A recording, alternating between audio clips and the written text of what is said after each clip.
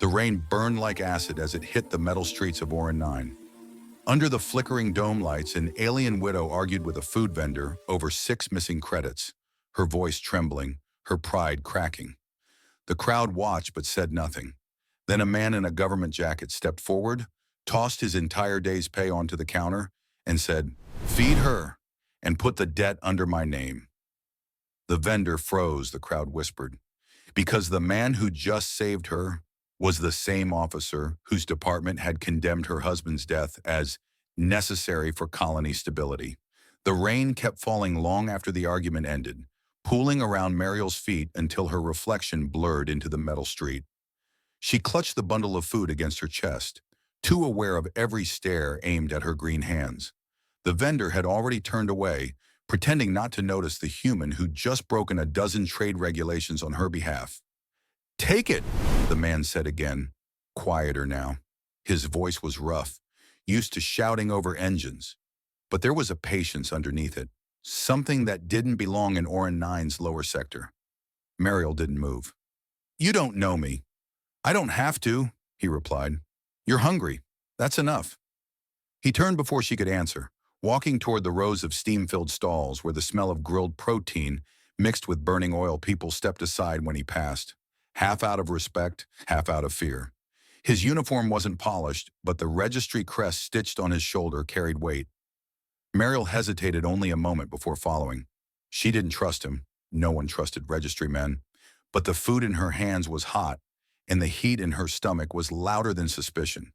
They stopped beneath a flickering light where an old cook poured broth into chip bowls. The man ordered 2. "Extra salt," he said. "Makes bad days taste less bad." That almost made her smile. Almost. When she finally spoke, her voice was barely above the hiss of the cook's pot. "You shouldn't have helped me. If they see you—" "They already did," he interrupted. "And tomorrow they'll forget. That's what people here do best." He slid one of the bowls toward her. Steam curled between them.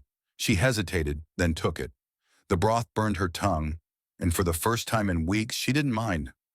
"What's your name?" she asked. "Hugh," he said, meeting her eyes. "And yours?" She hesitated, as if saying it might summon ghosts. "Mariel." Hugh nodded slowly, finishing his soup. "Eat fast, Mariel. Rain's turning acidic again." She looked at him then. Really looked. The tired eyes, the scar along his jaw, the way his badge was half torn. Whatever he was, he didn't look like an enemy. He looked like someone who'd stopped pretending to be one. Outside, the rain hissed harder, washing color from the world. By the time the curfew sirens wailed across Oran 9, Mariel had already lost her way. The dome's lower corridors twisted like veins, every alley marked with rust and shadow. Her shawl, soaked from the rain, clung to her shoulders, and the crate she carried felt heavier with every step. She just needed somewhere dry, somewhere quiet. The streetlights buzzed, one by one, dying out until the world turned gray. She found a narrow overhang beside a cargo bay and sat, clutching the food Hugh had given her. It was still warm, the only warmth she had left. She didn't remember falling asleep, but she woke to the sharp bark of a patrol drone scanning the alley. A red beam crawled over her face. "Unauthorized presence detected. Alien classification. Hybrid female. Relocation pending." Her heart hammered. She ran. The drone gave chase, blaring orders in mechanical monotone. Before she knew it, someone grabbed her wrist and pulled her behind a metal door that hissed shut just as the drone passed. "Either you're incredibly unlucky," said a familiar voice, "or the universe wants to make sure I regret being nice." Mariel's breath caught. It was Hugh.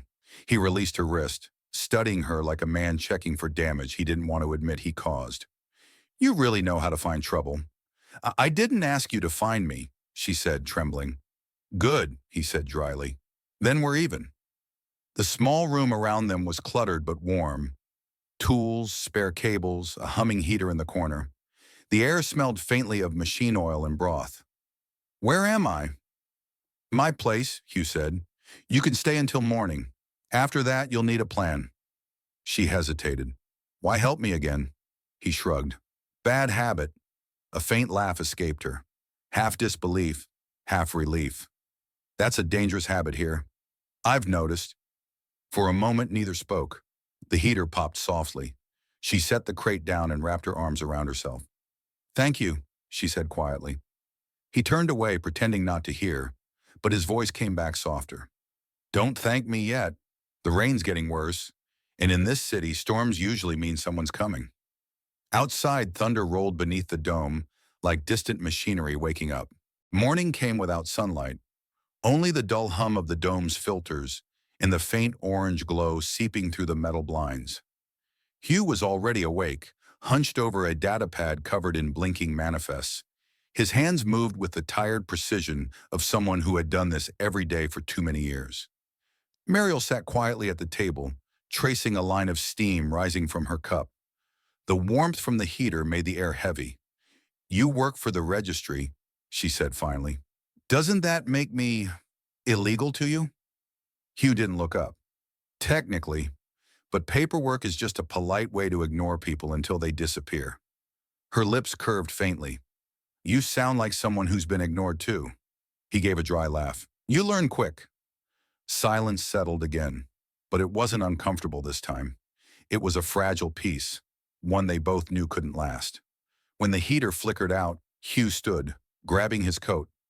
Come on, he said. If you're serious about surviving here, you need an identity record. I can pull a temporary one from the registry. Just stay quiet and don't touch anything glowing. She followed him through narrow corridors until the metal walls opened into the administrative sector. Clean, sterile, too bright. People here didn't look, they scanned. Inside the registry hall, the air smelled like cold plastic and disinfectant. Rows of terminals blinked in rhythm. Hugh typed fast, his jaw tight. Your name, date of birth. Any colony code? None, she said. They erased them after my husband died. The words hit him harder than she meant them to. He froze, staring at the screen. What was his name? Ryan Voss. Something shifted in Hugh's expression. Recognition, maybe guilt. He pulled up a file, and her breath caught on the screen. An old report flashed. Accident on Outer Field 12. Cause structural failure. Verified by Officer H. Reeve. Mariel's voice trembled. You signed it. Hugh's throat worked before he spoke. I didn't know. I just followed protocol. Her eyes hardened. Protocol killed him. Before either could say more, an alarm pulsed. Security drones whirred to life. Hugh grabbed her hand. Later. Run now. Explain later. They bolted through the sterile corridor as red lights bled across the walls, their footsteps echoing against metal. The ghosts of both their pasts chasing close behind. They didn't stop running until the city's lights turned thin and blue, swallowed by the tunnels beneath Orin 9. The air down here tasted like rust and salt. Hugh's breathing was uneven, but his grip on her hand stayed firm until they reached a dead corridor filled with old freight crates and flickering pipes. Here, he said, pulling a lever that opened a maintenance hatch. No cameras, no drones. We'll rest for a while. Mariel ducked inside first. The small chamber smelled of old oil and damp metal, but it was safe enough to breathe without fear.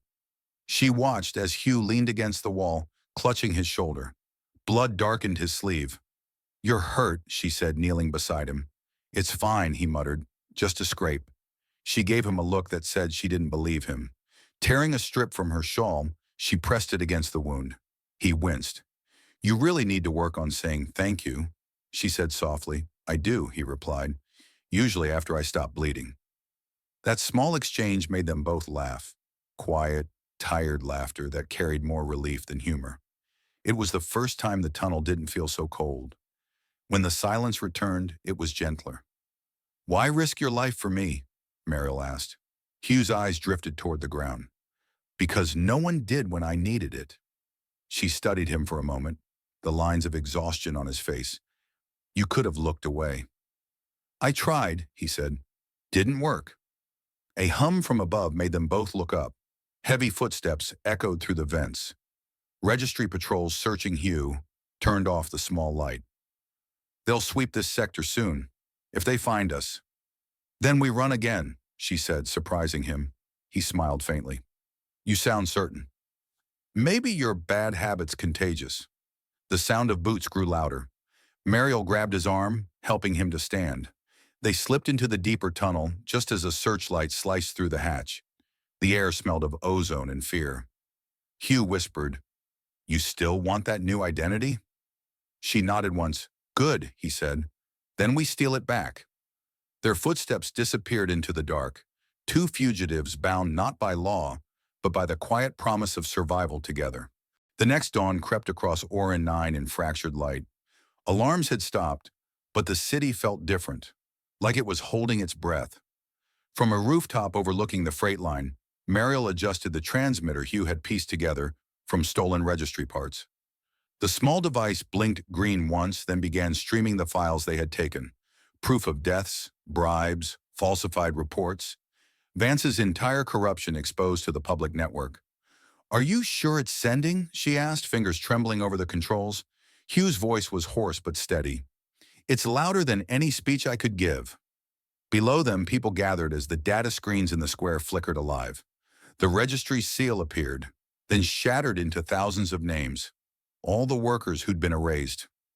Gas rippled through the crowd, followed by anger, then something like unity. Mariel looked at Hugh. You did it. He shook his head. We did. I just pressed the right keys. You made it mean something. Sirens rose again, closer this time. Patrol lights swept across the roof. Hugh turned to her. You have to go. I'm not leaving you, she said. You will. Someone has to tell them the truth if I don't walk out. He pressed a small chip into her hand. His ID badge, stripped of code. This opens the east gate. Take it and run. She stared at him, wanting to argue, but the words caught behind her teeth. Instead, she leaned forward and pressed her forehead against his. You still owe me one quiet meal, she whispered. I'll collect, he said, half smiling. Then he pushed her toward the stairs as soldiers stormed the roof. Mariel disappeared into the maze of alleys while Hugh surrendered without resistance. Weeks passed. The dome's filters burned brighter, cleaner. Rumors spread. The registry was rebuilding under new leadership. Vance had vanished. One evening, Hugh stepped out of the rehabilitation compound. Thinner, older, but free. Waiting near the gate was a small vendor cart stacked with fresh fruit. Behind it stood Mariel, wearing his old coat. I thought you'd forgotten, he said. She handed him a pear, the same kind she once couldn't afford. You still owe me that meal. He laughed softly, the sound almost foreign to him. Then let's eat before the rain remembers. Under the cracked dome sky, they walked side by side, two survivors who had finally paid their debts. Not with credits, but with mercy. The rain returned that night, softer than before. Not acid, not ash, just water. It washed the rust from the streets and carried away the old posters still bearing the registry's insignia. Mariel and Hugh sat beneath a broken canopy near the port, sharing the last of their meal. No guards, no alarms, no fear. Only the hum of distant engines and the warmth of breathing the same air without hiding. For the first time, the colony didn't feel like a cage. It felt like something new, fragile but real. A place that might heal if enough people dared to care. Mariel glanced at Hugh, watching the light move across his face. He looked different now. Not the officer who followed orders, but the man who chose to disobey them for the right reason. You think they'll ever remember what started it? She asked. He smiled faintly. A bowl of soup and a bad day? Probably not. She shook her head. Then let's make sure they remember what ended it. He raised his cup in a quiet toast. To debts paid, she added, and to second chances. Outside, the storm began to fade, leaving behind a silence that wasn't empty. It was peace. Above the cracked dome, a thin beam of sunlight broke through the gray. The light touched their faces, soft and golden, like the world itself was apologizing. Mariel closed her eyes, letting it warm her skin. Hugh watched her for a moment, then looked out across the city, the same streets where he once walked alone, where he once looked away. Not anymore, because sometimes the smallest act, a shared meal, a defiant kindness, can shift the weight of an entire world. And somewhere beyond the metal sky of Orin 9, the universe listened quietly as two unlikely souls finally stopped surviving and started living.